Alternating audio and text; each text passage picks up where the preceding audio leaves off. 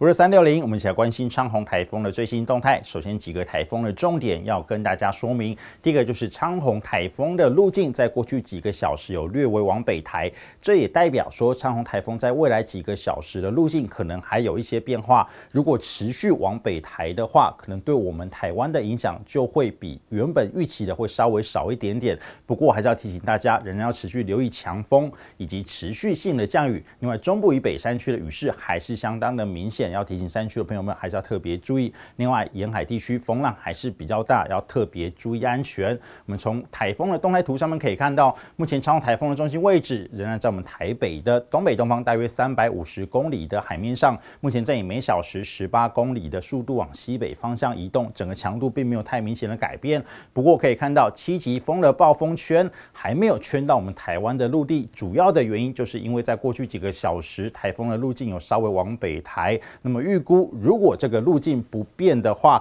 预计可能在今天晚上7点左右，台风的7级风暴风半径会接触到我们台湾的陆地。那么预计脱离的时间仍然是在明天的清晨左右。那么从未来的这个台风路径上面可以看到，跟原本预估的路径并没有太明显的改变。但是如果我们从气象局的剧烈天气监测系统可以看到，这个红色的点就代表台风的中心定位。那么这个里面的红色的内圈是10级风暴风半径，外面的是7级风的暴风半径。上面可以看到，整个台风的中心定位在过去几个小时是有比较明显往北偏的趋势。原本的路径本来可能是应该往这个方向，但是因为它北转的角度稍微比较大一点点，而且我们可以看到在下一个时间点，台风的中心位置可能还会持续往北偏，整个趋势是还蛮明显的。如果是这样子的话，可能对我们台湾的影响会比较有可能会不如预期的明显。但是还是要提醒大家注意，台风外围环流云系持续有西北风因为跟我们台湾的地形交互作用而带来持续性的降雨。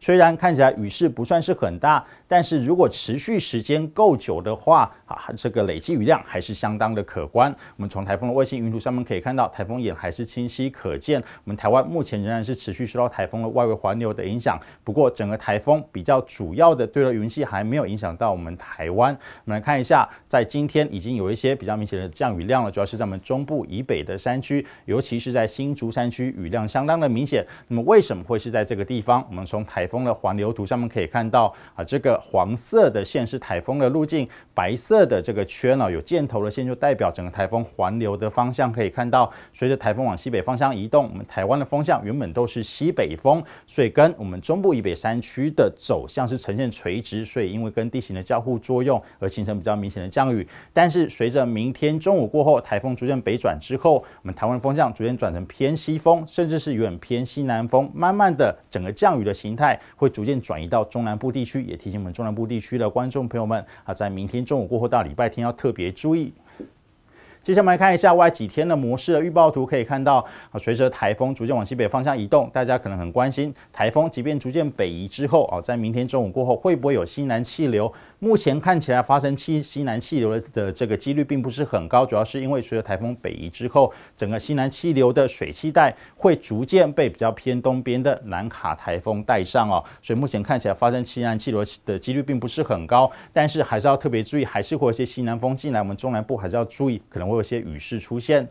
接着我们来看一下在风的部分目前在我们台北已经有出现大概8级的阵风，那么预估在今天晚上还是有可能会出现9到10级的阵风，尤其是在沿海地区要特别注意。其实至于在累积雨量的部分可以看到其实在外24小时的累积雨量跟过去几报比较起来有稍微往下修了，但是在我们这个南投我们西半部的南投、新竹、台中、高雄、屏东的山区还是有300毫米，因为在嘉义、台北跟宜兰还是有200毫米左右的累积雨量，而且目前气象局还是持续对中部以北山区发布可能会有大豪雨以上的情况发生，所以提醒大家还是要特别注意。那么以上就是这一节昌鸿台风的最新动态。